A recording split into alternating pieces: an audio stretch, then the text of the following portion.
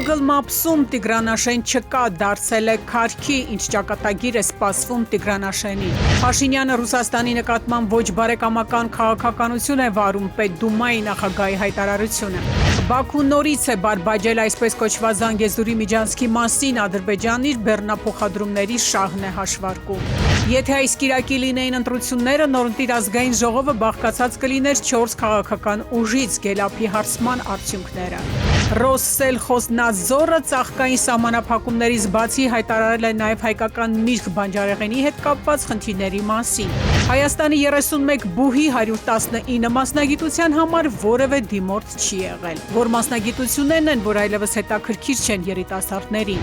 Այսօր վերջին զանգն է, դպրոցին հրաժեշտ են տալիս 39,119 9-րդ դասարանցի, 22,205 12-րդ դասարանցի։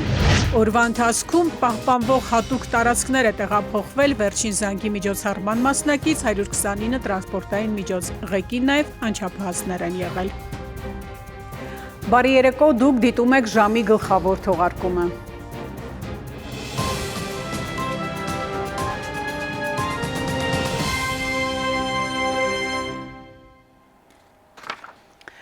Google Maps-ում Տիգրանաշեն չկա, դարձել է քարքի։ Նման փոփոխություններ են արձանագրվել նաև մյուս նախկին անկլավների դեպքում։ Այս փոփոխությունները թեժ քննարկումների նոր ալիք են բարձրացել, հատկապես այն ֆոնին, երբ վերջին շրջանում հաճախ են հնչում հայտարարություններ, թե սահմանազատման եւ սահմանագծման գործընթացի շրջանակում կարող է քննարկվել անկլավների փոխանակման տարբերակը։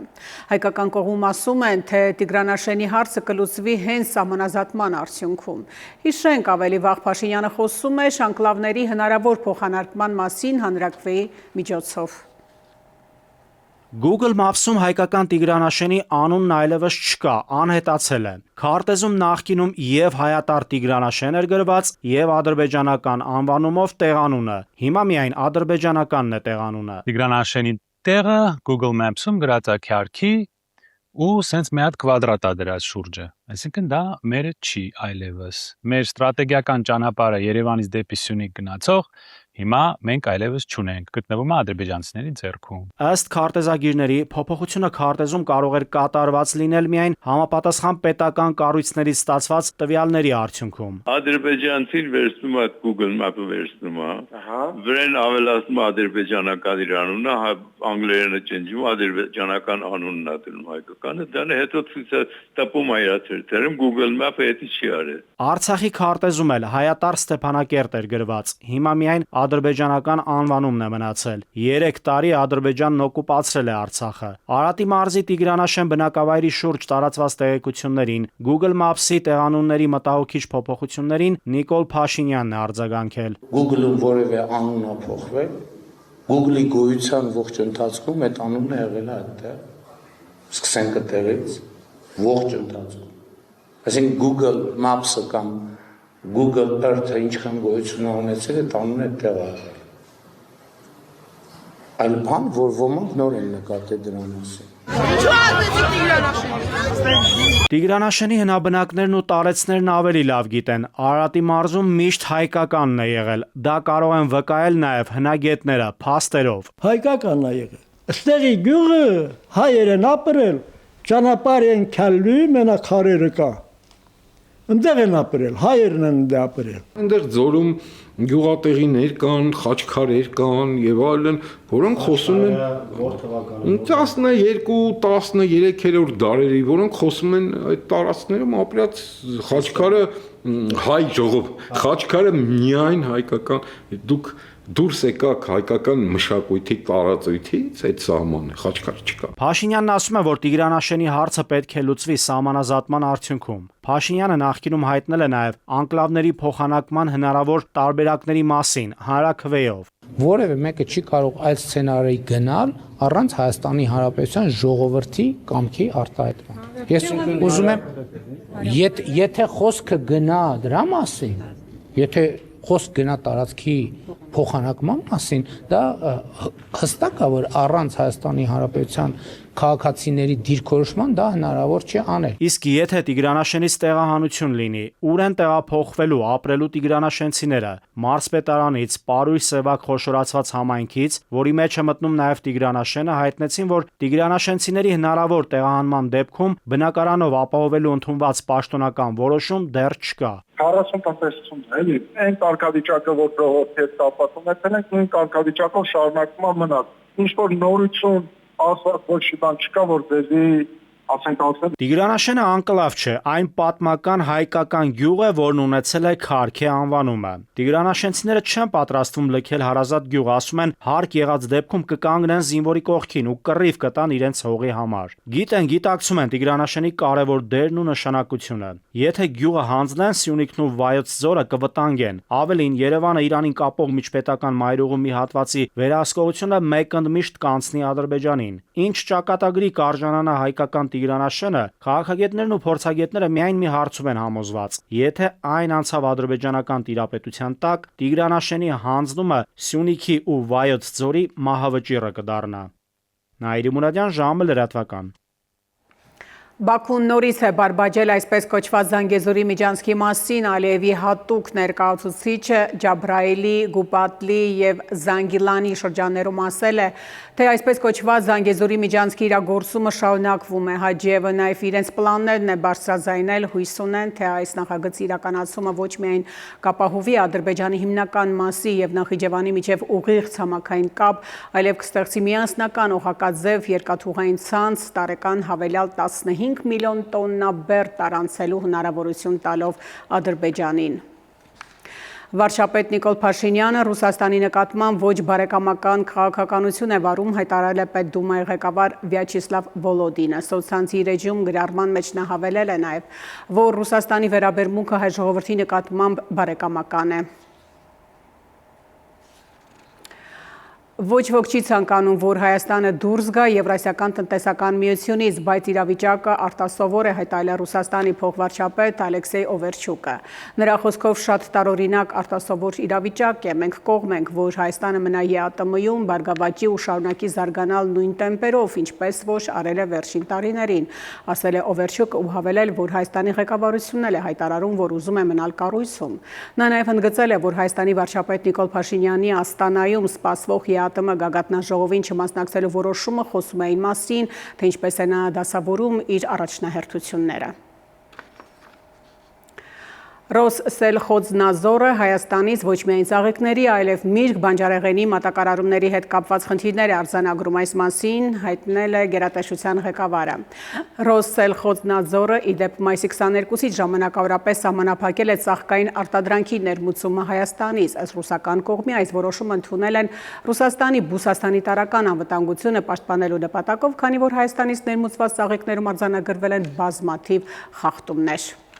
Այսօրվանից ռուսական շուկան փակ է Հայաստանում ծաղիկների համար։ Արգելքը գործելու է, քանի դեռ ընթացքի մեջ են Հայաստանում ջերմոցային տնտեսությունների ստուգումները եւ դրանց արդյունքների վերլուծությունը։ Ըստ ռուսական կողմի այս որոշումը ընդունել են Ռուսաստանի բուսասանիտարական անվտանգությունը պաշտպանելու նպատակով, քանի որ Հայաստանից ներմուծված 96.2 միլիոն ծաղիկներում արձանագրվել է 135 խախտում, ինչը 2025-ի բոլոր խախտումների 77%-ն է։ Այս հայտարարությանն ի պատասխան էկոնոմիկայի նախարարը հայտնել է, որ ռուսական կողմից պաշտոնական գրություն դեռ չեն ստացել։ Իրենց ամենալավագույնների նման է մեր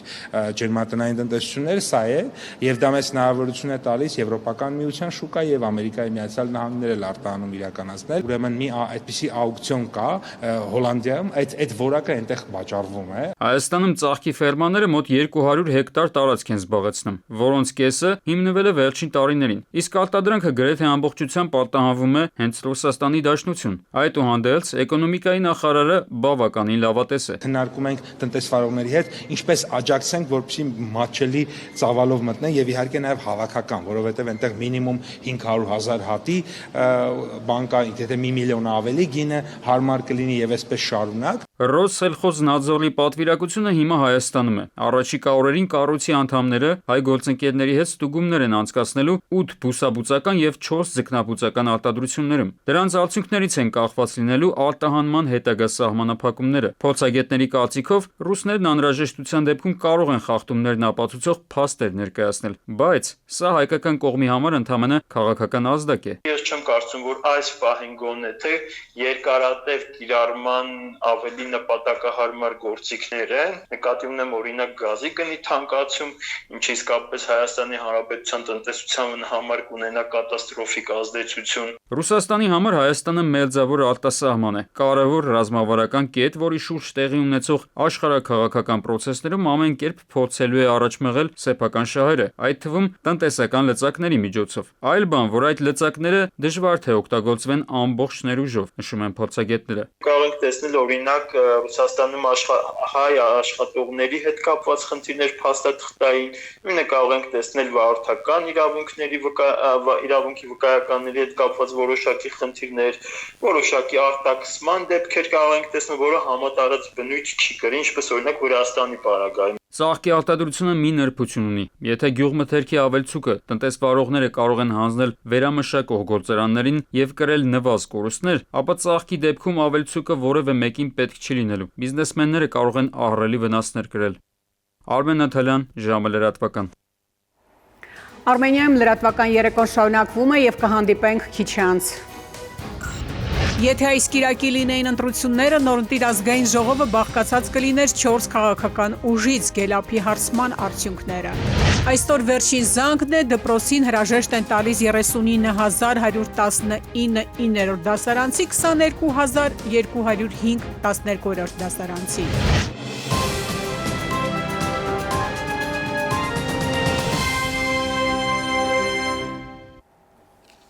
Շարունակում ենք թողարկումը։ Մի կատարեք ոչ լեգիտիմ թալանչի խունտայի հանցավոր հրամանները, այս մասին Ռուսաստանի նախագահ Վլադիմիր Պուտինը հայտարարել է հերոսների ժամանակը ծրագրի շրջանավարտների հետ հանդիպմանը, շեշտել է, թե մեղսակից կդառնան։ Այս կապակցությամբ ցանկանում եմ եւս մեկ անգամ, ես դա արդեն արել եմ, դիմել Ուկրաինայի զինված ուժերի զինծառայողներին։ Մի կատարեք ոչ լեգիտիմ թալանչի խունտայի հանցավոր հրամանները, այլապես դուք ինքներդ եք դառնում այդ հանցագործությունների մեղսակիցը։ Արևմուտքի գործողությունները սպառնալիք են միջազգային անվտանգությանը եւ Ռուսիայի անվտանգության ճարտարապետությանը նվիրված միջոցառման ընթացքում հայտնել է Ռուսաստանի արտգործնախարար Սերգեյ Լավրովը։ Եվրասիայում արևմուտքը որպես իր հակառակորդներն է նշանակել Ռուսաստանին, Չինաստանին եւ այլ երկրներին։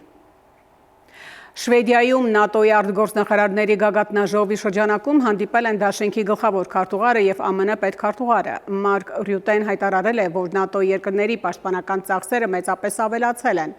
Ռյուտեն հայտարարել է, որ ՆԱՏՕ երկրների արտգործնախարարների հանդիպման օրակարգում է Ուկրաինայի պաշտպանության ամրապնդումը, Իրանի եւ Հորմուզի նեղուցի շուրջ իրավիճակը։ Իր հերթին Մարկո Ռուբիոն նշել է, որ ՆԱՏՕ-ն պետք է օգտակար լինի մասնակից բոլոր երկրների համար։ Ռուբիոն նաեւ նշել է Միացյալ Նահանգների եւ Իրանի միջև բանակցություններում որոշ առաջընթացի մասին, նրա խոսքով հիմնական հարցերը նույնն են մնում, Իրանը չի կարող միջուկային զենք ունենալ, իսկ դա ապահովելու համար հարկավոր է հասցեագրել հարստացված ուրանի խնդիրը։ Ռուբիոն նաեւ անընդունելի է համարել այն, որ Իրանը փորձում է Հորմուզի նեղուցում Թուրքերի գանձման համակարգ ներդնել եւ ֆորդորում է Օմանին միանալ իրենց այս հարցում։ Եթե մեկ ամիս առաջ քաղաքացիների միայն մոտավորապես 60%-ը գիտեր առաջիկա խորհրդանական ընտրությունների անցկացման օրը, ապա այժմ արդեն 84,4%-ն է ճիշտ պատասխանել Գելափի հարցմանը։ Նույն ժամանակահատվածում ավելացել է նաև այն քաղաքացիների թիվը, որոնք ընտրատեղամաս քվեարկության գնալու են։ Ապրիլի սկզբից նրանց թիվը 51,9% էր, այժմ 59,3%։ Եթե այս կիրակի լինեին ընտրությունները, ապա Գելափի հարցման արդյունքների նորընտիր ազգային ժողով բաղկացածը կլիներ 4 քաղաքական ուժից։ Ինչ եք կարծում 2026 թվականի Հայաստանի Հանրապետության խորհրդարանական ընտրությունները կասնեն արդար, թե կլինեն կեղծիքներ։ 28,1%-ը նշել են միանշանակ արդար կանցնեն, 23,8%-ը նշել են ավելի շուտ արդար կանցնեն, ավելի շուտ կեղծիքները նշել է 19,1%-ը եւ 17%-ը նշել են միանշանակ կեղծիքները։ 12,3%-ը դժվարացել է այս հարցին պատասխան։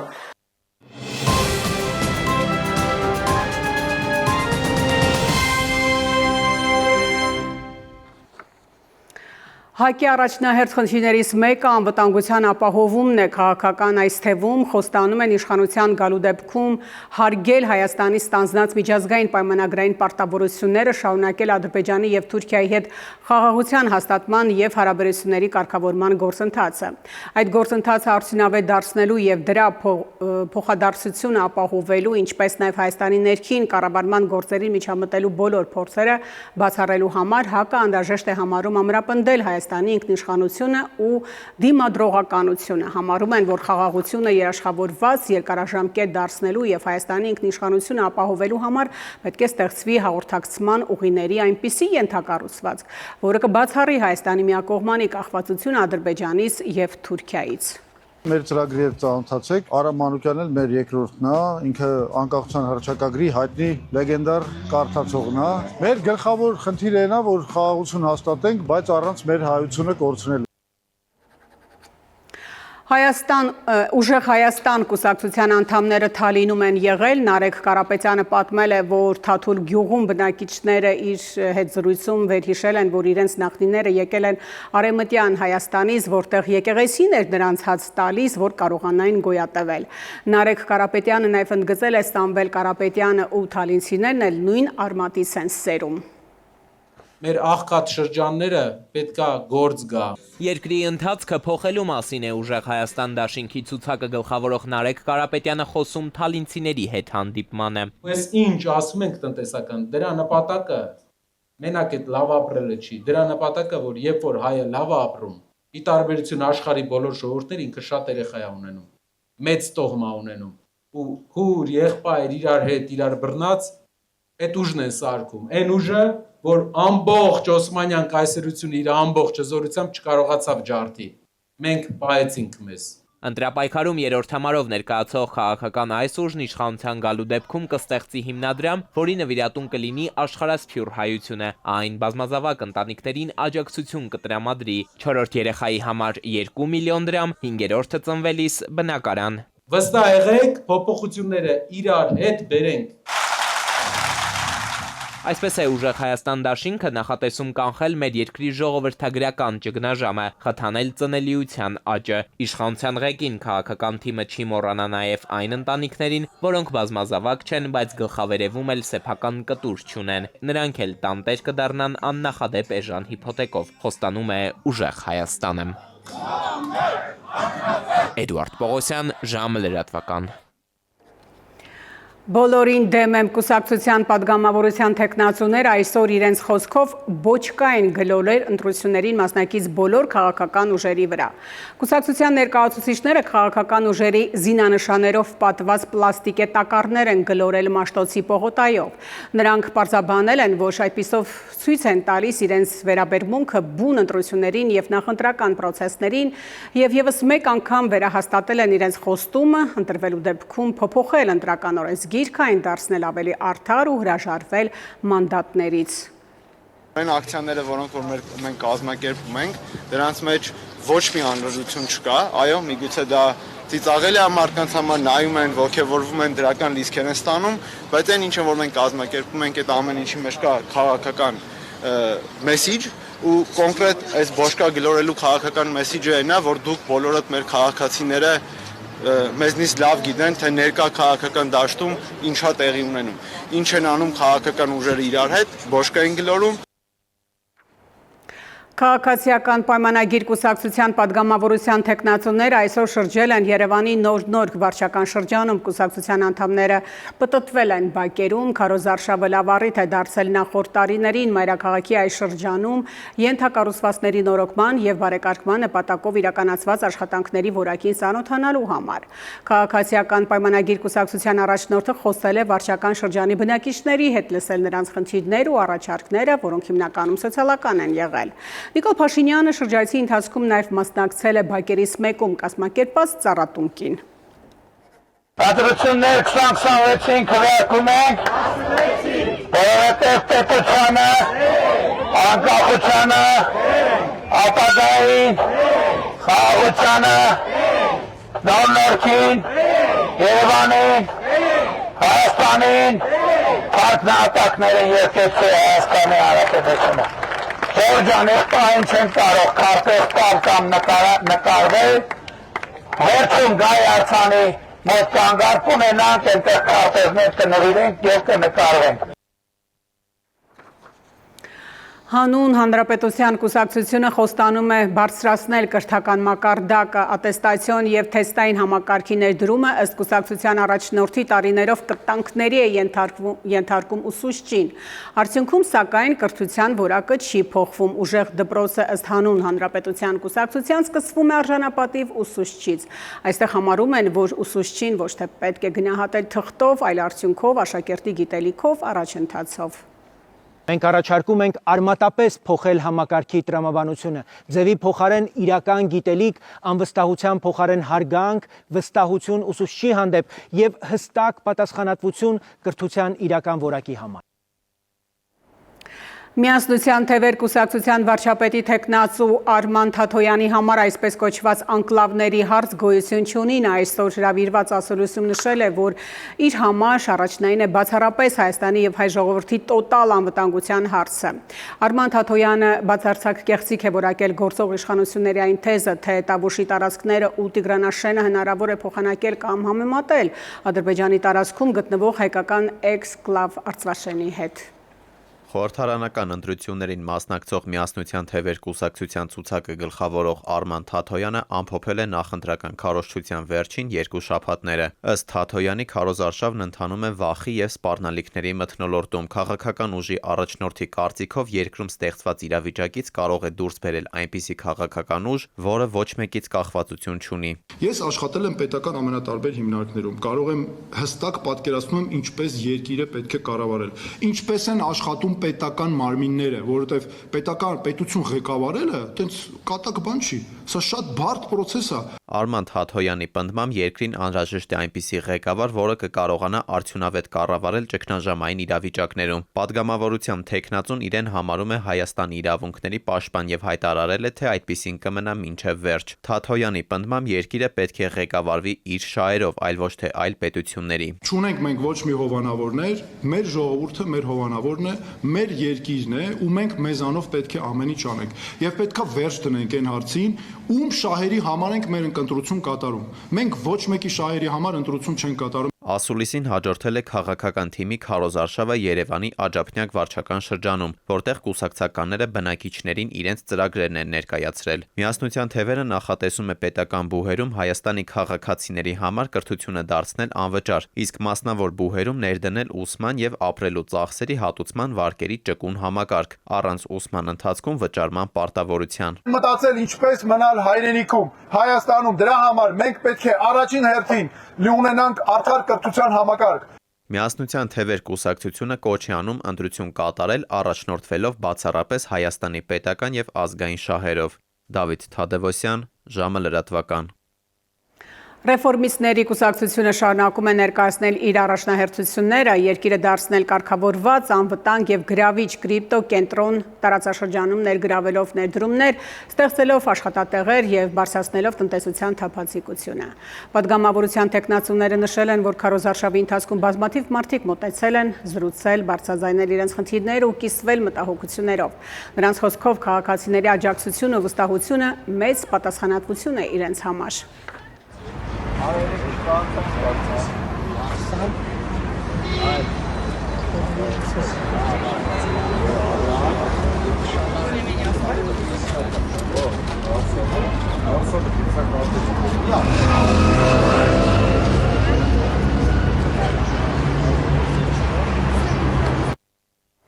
Շնորհապետական կուսակցությունը Կոտայքի մարզի Չարենցավան, Աբովյան, Առինջ և Հրազդան քաղաքներում քաղաքացիների հետ հանդիպումների ընթացքում ներկայացրել է իր հիմնական քաղաքական ու կառավարման մոտեցումները։ Կուսակցության ներկայացուցիչների խոսքով իրենց գլխավոր նպատակը շնորհապետության գաղափարի առաջխաղացումն է, այսինքն պետության կառավարման համակարգում առաջնային պետք է լինեն ոչ թե կուսակցական կապերը կամ անձնական հարաբերությունները, այլ մարդկանց մասնագիտական ունակությունները, փորձն ու արդյունքները։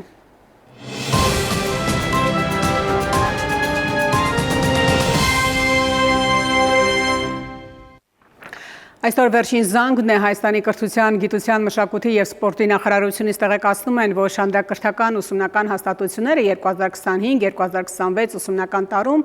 կավարտի 39119 9-րդ դասարանցի եւ 22205 12-րդ դասարանցի։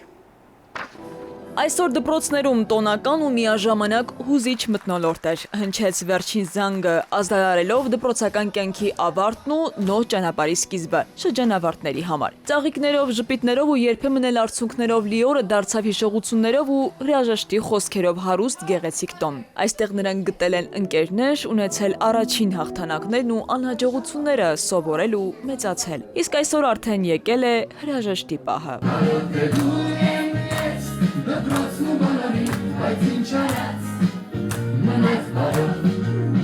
Շատ ուրախ ենք, բայց միևնույն ժամանակ շատ տխուր, որովհետև կարոտել ենք հաստատ մեր ուսուցչուհիներին, մեր դասընկերներին եւ մեր դպրոցը։ Ես ընկերների շնորհիվ ձևավորվել եմ,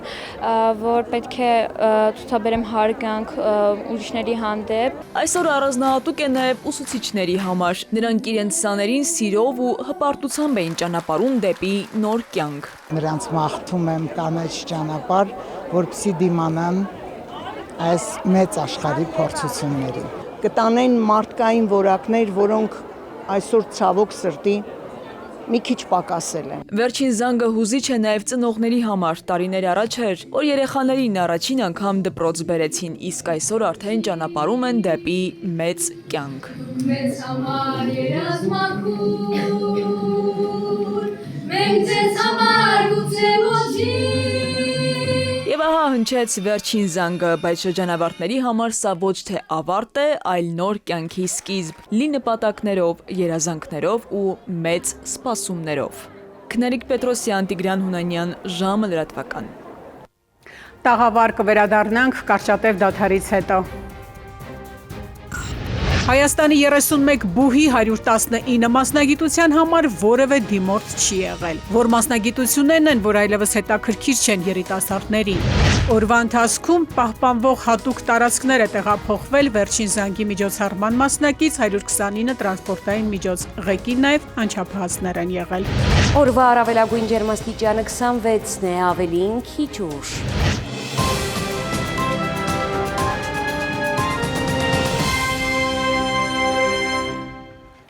Շարունակում ենք թողարկումը։ Բուհերի ընդունելության երկրորդ փուլի հայտագրման արդյունքները արդեն ամփոփվել են, տեսանելի է, որ երիտասարդների մասնագիտական ընտրությունները շարունակում են ձևավորվել ոչ միայն անձնական հետաքրքրություններով, այլև հասարակական սպասումներով եւ բուհերի հեղինակությամբ։ Պարզվում է գյուղ ոլորտը երիտասարդների հետաքրքրությունների տեսադաշտից դուրս է, առաջատարը բժշկականը ու իրավաբանականն են։ Գնահատման եւ թեստավորման կենտրոնի տնօրենի տեղակալ Կարո Նասիբյանը ներկայացնելով բուհերի ընդունելության երկրորդ փուլի հայտագրման գործընթացի արդյունքները ասել է, որ Հայաստանի 31 բուհի 119 մասնագիտության համար որևէ դիմորդ չի եղել։ Բուհերի ընդունելության հայտագրման երկրորդ փուլի ամփոփ պատկերով դիմորդների հետաքրքրությունները շարունակում են կենտրոնանալ ավանդաբար հեղինակավոր բուհերի եւ բարձր վարձատրվող մասնագիտությունների ուղղությամբ։ Միաժամանակ կրթական ասպարեզ են եկել նաեւ նոր մասնագիտություններ, օրինակ միջավայրի դիզայն մասնագիտությունը։ Փորձագետները սա կապում են երկրում ակտիվորեն զարգացող շինարարական աշխատանքների հետ։ Ամենապահանջված մասնագիտացումների եռյակը կրկին գլխավորում են բժշկական եւ իրավաբանական ուղղությունները։ 22 բուհ 53 մասնագիտություն ունի ընդամենը 1 դիմորդ։ Ընդհանուր 31 բուհի 119 մասնագետներ ընդհանրապես չհայտագրված դիմորդներ։ Ունենք նաև երրորդ փուլ, եւ չի բացառում, որ այս մասնագիտությունները նորից դիմոներ լինեն։ Մինչև որոշ մասնագիտություններում հետաքրքրությունը գնալով մեծանում է, ինչպես օրինակ դիզայներական կամ ծրագրավորական մասնագիտացումներն են, մյուսներում, հատկապես գյուղատնտեսական ուղղություններում պատկերը լրիվ հակառակն է։ Ագրարային ոլորտի մասնագիտությունները շարունակում են քիչ պահանջված մնալ, չնայած մասնագետների համոզման մի քանի ոլորտներում ապագայում երկիրը կարող է բախվել շատ լուրջ կադրային խնդիրների։ Պետությունը նա պիտի ուսումնասիրի, թե որ մասնագիտություններն են, որ արդիական են լինելու սրանից 4-6 տարի հետո, որպեսզի ճանավարտները, հետո կարողանան օգտագործվել պետության կողմից որպես մասնագետներ այդ բնակավարներում։ Եթե կրթական քաղաքականությունը ձևավորվի ոչ թե աշխատաշուկայի ուսումնասիրությունների, այլ ձևավորված պատկերացումների հիման վրա, ըստ փորձագետների Հայաստանը կունենա մի իրավիճակ, երբ որոշ ոլորտներում գործատուները ստիպված կլինեն խոշորացույցով աշխատակիցներ գտնել։ Պետական պատվեր լավ սովորած ավարտողների համար դեռևս չունենք։ Պատվեր, որ մարդիկ ավարտելուց հետո կարողանան պետության համար աշխատողներ դառնալ։ Պետք է պլանային մոտեցումը մեր ուղեղներից դուրս գա։ Պետք է բուերը ինքնուրույն որոշեն, թե ում դարձնել իրենց ուսանողը։ Ընդունելության գործընթացը դեռ ավարտված չէ, բայց արդեն տեսանելի է, որ երիտասարդների մասնագիտական ընտրությունները շարունակում են ձևավորել ոչ միայն անձնական հետաքրքրություններով, այլ նաև հասարակական սպասումներով եւ բուհերի հեղինակությամբ։ Իսկ թե այսօրվա պահանջված մասնագիտություններից որոնք իսկապես պահանջված կմնան տարիներ անց, մասնագետների դիտարկմամբ կախված կլինի տնտեսության զարգացման ուղղություններից։ Թադևոսյան, ժամը լրատվական։ Հանրապետության օրվան նվիրված միջոցառումների շրջանակում երթևեկության սահմանափակումներ կլինեն նաև մայիսի 27-ին ներքին գործերի նախարարության ոստիկանությունից հայտնում են, որ բազմաթիվ փողոցներ ժամը 7-ից 12-ը փակ կլինեն, մասնավորապես հանրապետության հրապարակին հարող փողոցներ Զաքյան, Ամիրյան, Աբովյան, Արամին, Ալբանդյան, Սախարովի հրապարակ, Մելիք Ադամյան, Տիգրան Մեծ, Աքաթանգեղոսի Խաչմերուկ, Բեյրութ, Գրիգոր Լուսավորիչ, Իտալիա, Գրիգոր Լուսավորիչ, Խորենացի, Բեյրութ, Խորենացի, Ագաթագեղոս ամբողջությամբ, Վազգեն Սարգսյան հանրապետության հրապարակ ճանապարհահատվածները։ Օրվա մյուս կարևոր նորությունները մեկ տեսաշարով։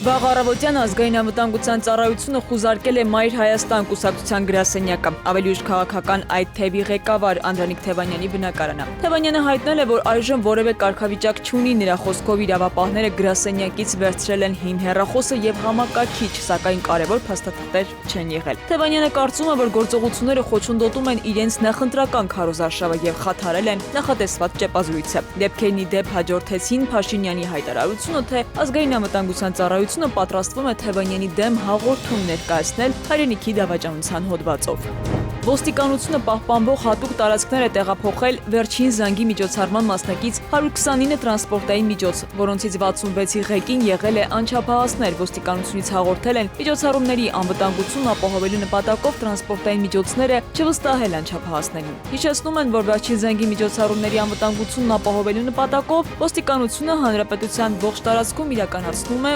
ուժեղացված ծառայություն։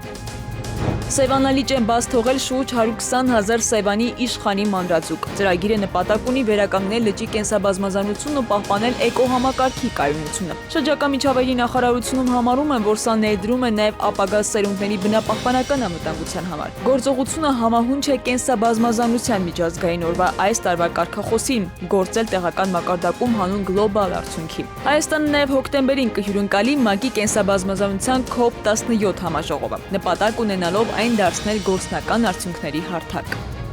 Քրեական ոստիկանները շրջանառությունից դուրս են բերել մոտ 4.5 կիլոգրամ մարիխուանա։ Հայտնում են ներքին գործերի նախարարությունից մայիսի 19-ին ժամը 17:45-ին Կոտայքի մարզի Զովնի գյուղի դիմացի դաշտամիջյան հատվածում ձերբակալվել են Hyundai Մակնիշի ավտոմեքենայի 46-ամյա վարորդն ու 72-ամյա ուղևորը։ Գեղարքունիքի մարզում առեղծվածային մահվան դեպք է եղել։ Սևան-Իջևան ճանապարհին կայանած Mercedes G-ում հայտնաբերվել է 22-ամյա աղջկա դիպ։ Ոստիկաններն ու քննիչները դեպքի վայրում հայտնաբերել են արնանման հետքեր ու սկսել քրեական վարույթ։ Մահացածը Երևանի բնակիչ 22-ամյա Մարիաննան է, իսկ մեքենան վարել է 21-ամյա հայկը։ Վերջինս եղել է ոչ սթափ եւ առանց վարորդական իրավունքի վկայականի, ըստ նախնական տեղեկությունների մահացած կինը հղի է եղել։ Քնարիկ Պետրոսյան, ժամը լրատվական։ Իսկ թե ինչ եղանակ է սպասվում կպատմի իմ գործընկեր Լիլի Հովերը։